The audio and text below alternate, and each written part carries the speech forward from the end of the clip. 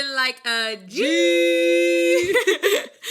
Anyways, my name is Geena, and look, on this podcast, we just kind of do whatever we want. I bring my friends on, and we just shoot the crap, to say the least. You know, I try to keep it clean for all my youngins that follow this channel. But anyways, we're going to talk about, Lauren brought this up. She was like, what if we just talk about, like, best life advice? Yeah. That we got. Because I feel like even though I'm young, I'm always the friend that people go to for life advice. Yeah, you give the life advice, but don't use the life advice. I don't take my own advice. And I tell people that. Same. I'm great when you give me a situation. Right. And I'll mid advice, I'll be like, so I don't do this, but you should try to. You should do this, right. So I was just like, we should give our wisdom. You go first then. Okay. My first thing, I have so many things just because I just got out of high school and that was just a whirlwind. Me like, high school. Yeah. You're like, how many years ago was that?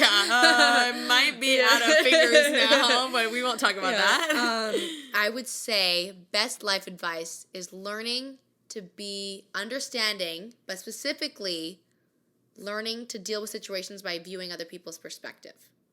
So when something happens... This is speaking to me right now. You better preach, Lauren. Instead of instantly jumping to a conclusion of why you're upset, before you even react, try to think of why did that person say that or why did they do this? Is it something to do with how they grew up? Did they have more money than me? Were they trying to offend me when they said it? What was their intention behind it? And just trying to understand their perspective before you blow up. Because I have a best friend, I'm going to call her out. She'll know who she is. Sometimes. Not to name names, but Stephanie? No, I'm just kidding. That'd be funny for you, plus Stephanie. Though. In a lot of situations, she has a lot of trust issues and just tends to overreact about certain things. And before I go and get mad at her, I think to myself, I'm like, okay, so she has been cheated on in every relationship she's in. That's totally why she reacts like that. Trust issues.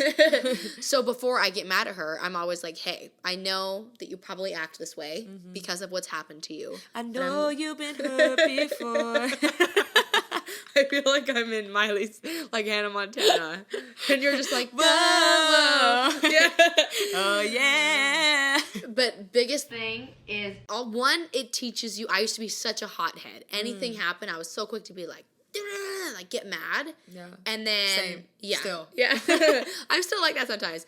But now I try to over-evaluate every situation, and then I'm like, oh, I can't be mad at them because it's not my fault they grew up privileged, and that's why they view things this way. Or maybe they grew up broke, and so they like to play the sympathy card a lot. But that's just because they grew up broke and they're used to playing the sympathy card. Yeah. And so I try, before I react, to think of that and be more Not me before being like, I'm going to light this whole place on fire. That's how that's going to go down. Yeah. So I would say biggest life advice, try to evaluate every situation and view other people's perspectives, because most of the time, people don't mean to hurt your feelings. Yeah. And if they did, it's probably because they're depressed and they have a crap life and they're dealing with something else at home that they're taking out on you. Not me, low-key, only using, or as my motto, the part of the Bible where Jesus decided to just go into the temple and, light everything on fire and flip all the tables. I'm like, that was right of him.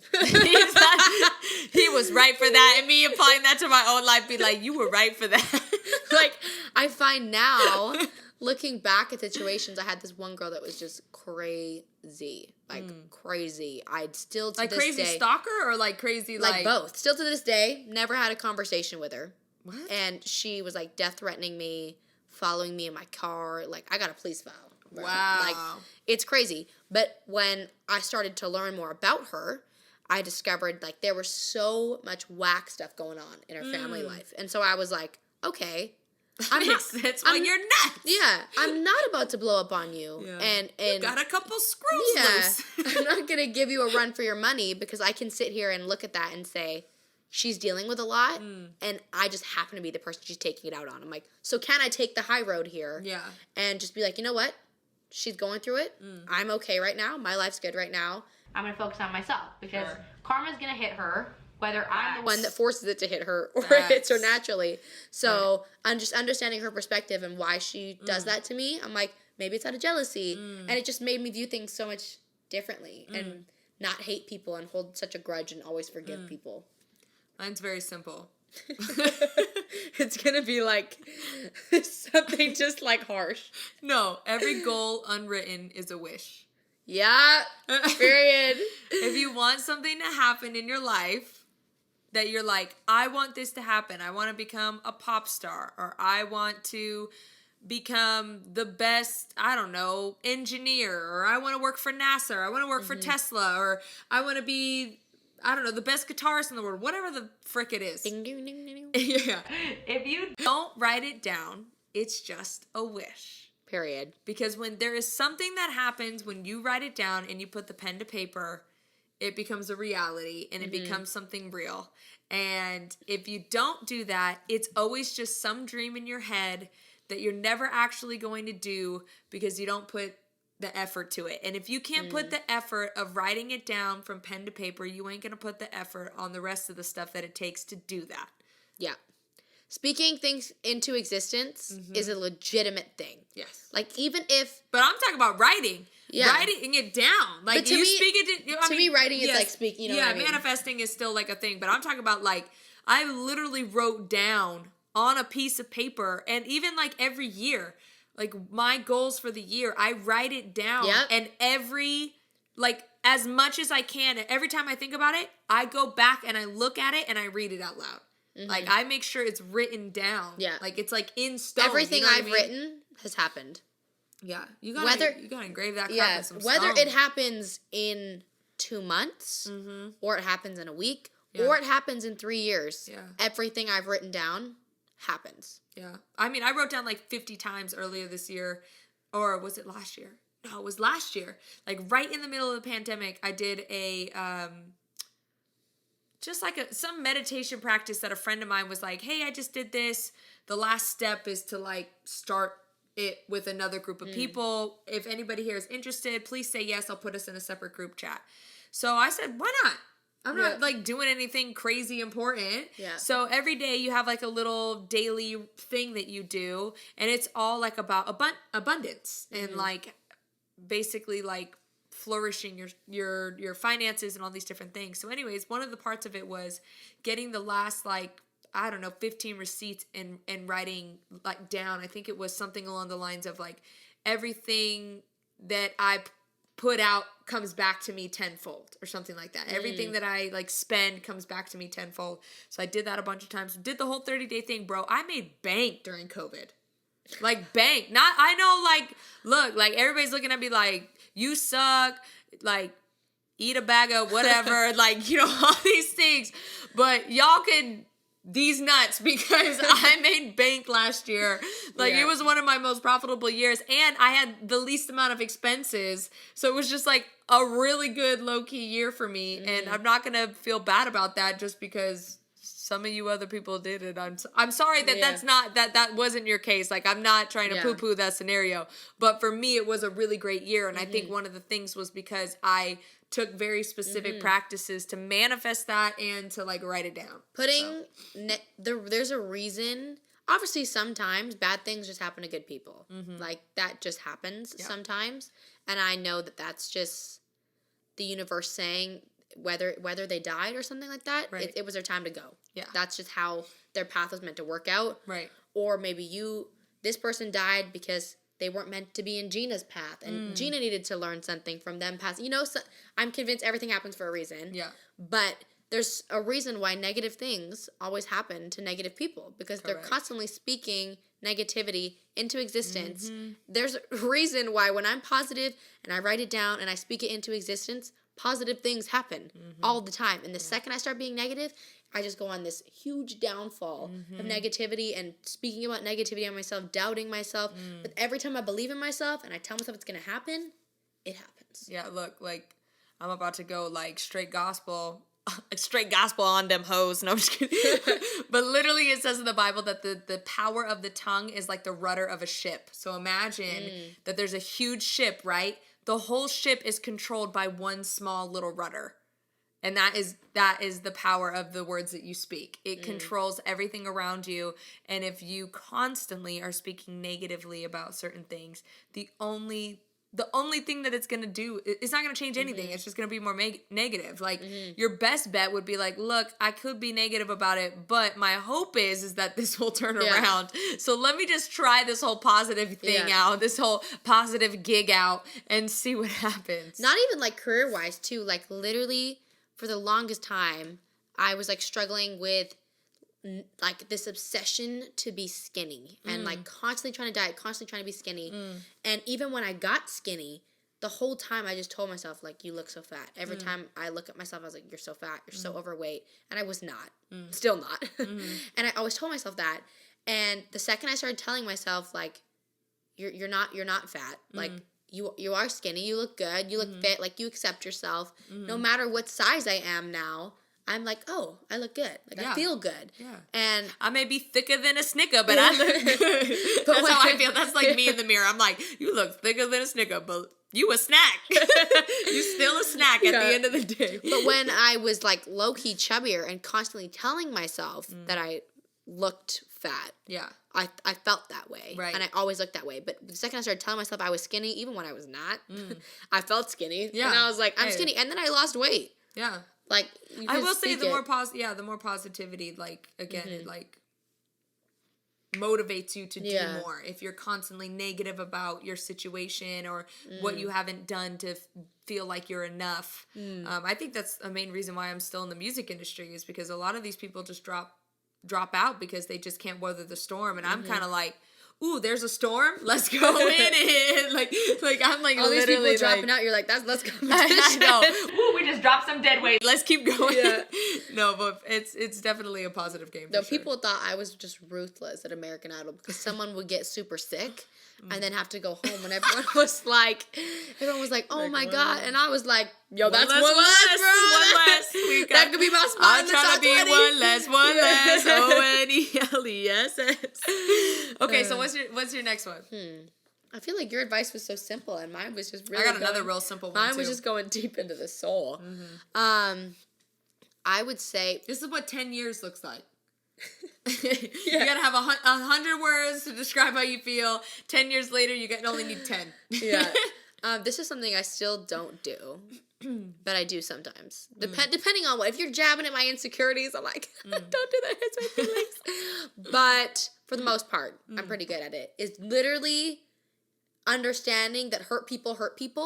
And when people hate on you, which happens a lot when you're an influencer, learning to ignore it because that person is hurting. Post it and don't look back. Post it and don't look back, because whatever person is, I don't know a single person that is confident and happy and established and financially stable that goes out of their way to make fun of other people. Yes. I just have never met someone who's happy like that and does that. So just understering that the person making fun of you, ain't that the truth? Person making fun of you is miserable. Bro, let them live in their own unhappiness. And we're not talking about like make fun of you like, yo, that's low key kind of funny. We're talking about like straight up, they're just being like you're evil, fat, you're a bad singer. Yeah, evil. Like, you know how like, I don't know, like such in a dark place you have to be to, first of all, there's so many steps before you get there. You have to first swipe on your phone to find the app.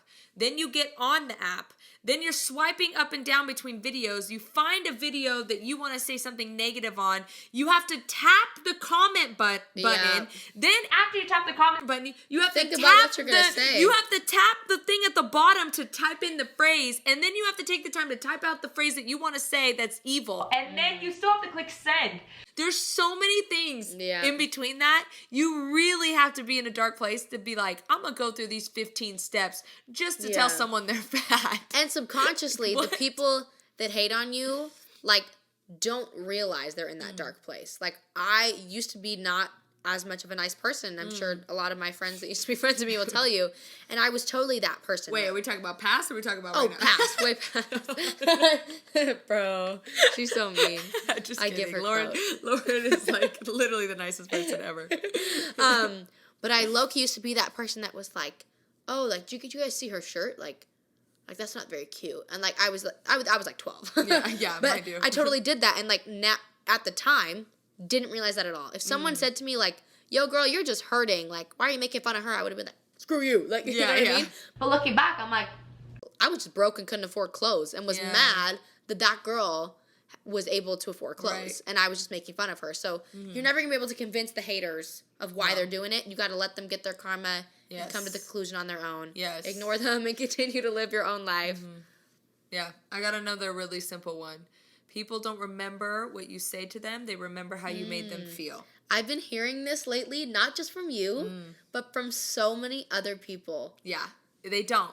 Literally, every time you meet someone, they never remember what you said to them, which is funny because I actually have a great memory and I do remember what people say to me. So I have like a double whammy because I literally remember what they said and I remember how they made me feel.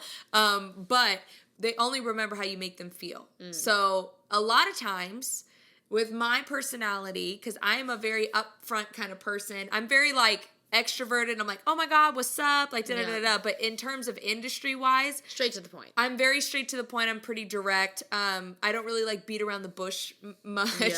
You know, like, I was about to make a joke that I could not say on here. Anyways, moving on. And I had to come to this realization, and it's still something that I really struggle with today because a lot of times people will ask...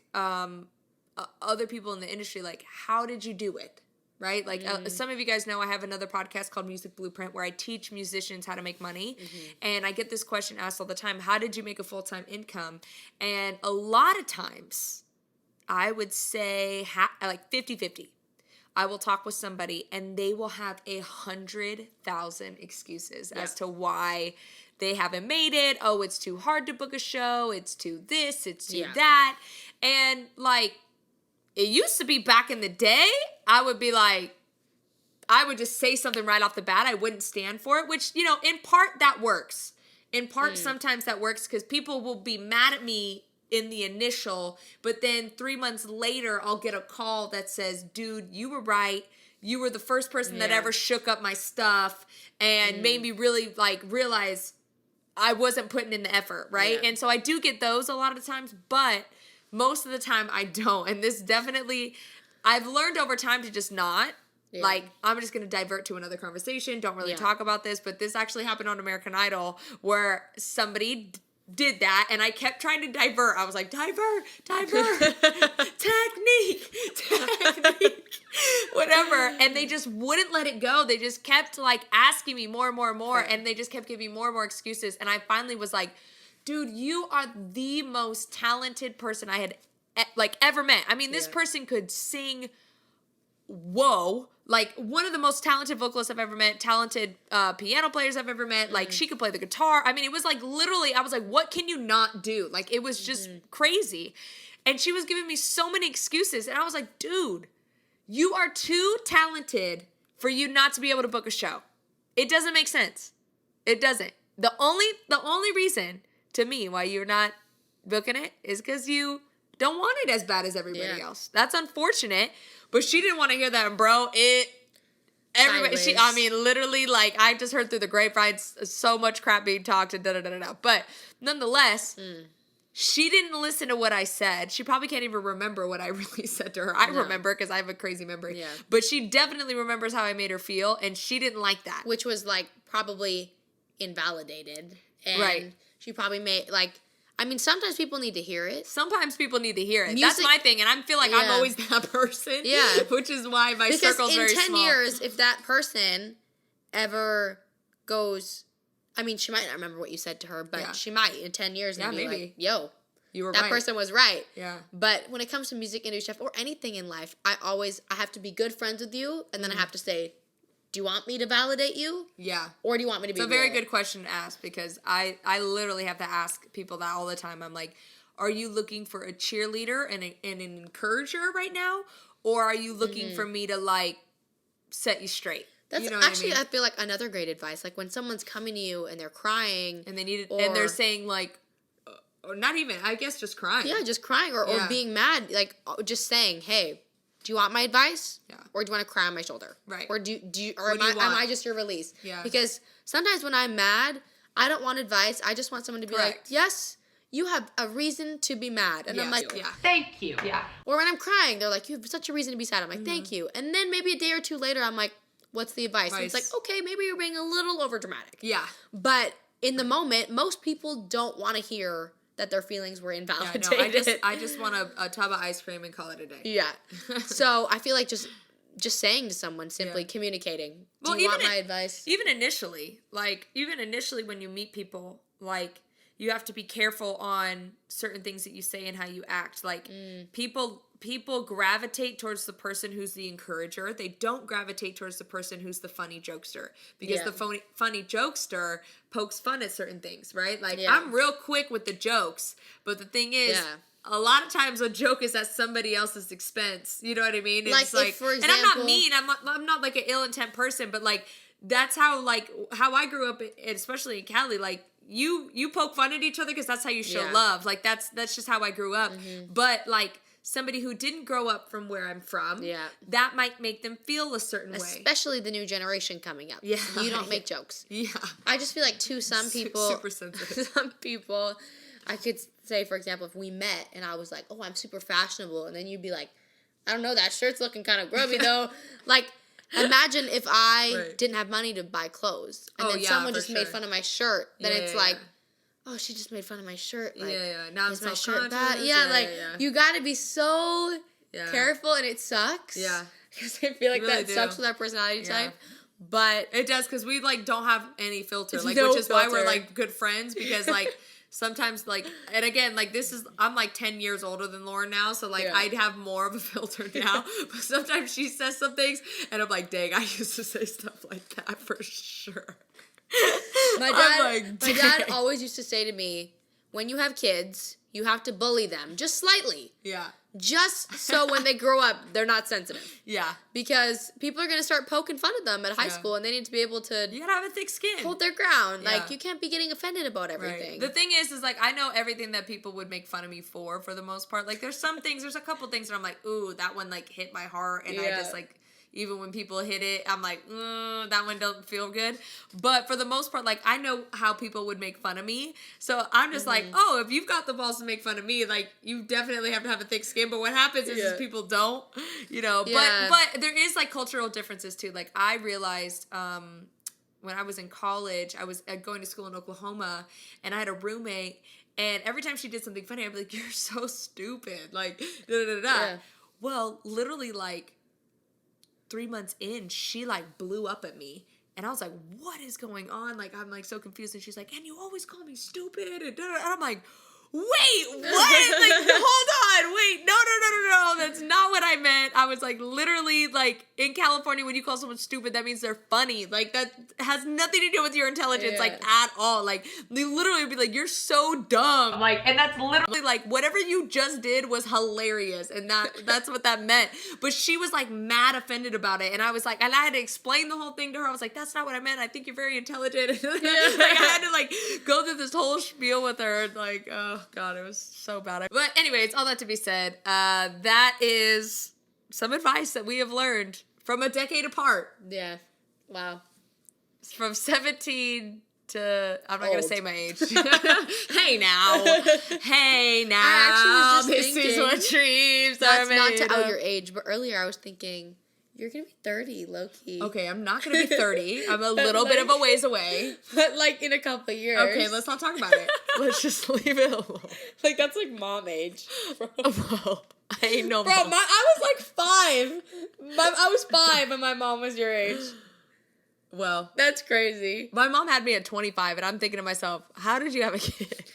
Bro, I see people at, like, 22, and I'm like, I know you didn't travel or explore. Bro, I cannot. Anyways, like or subscribe down below. That's basically it. We'll see you next week. Peace.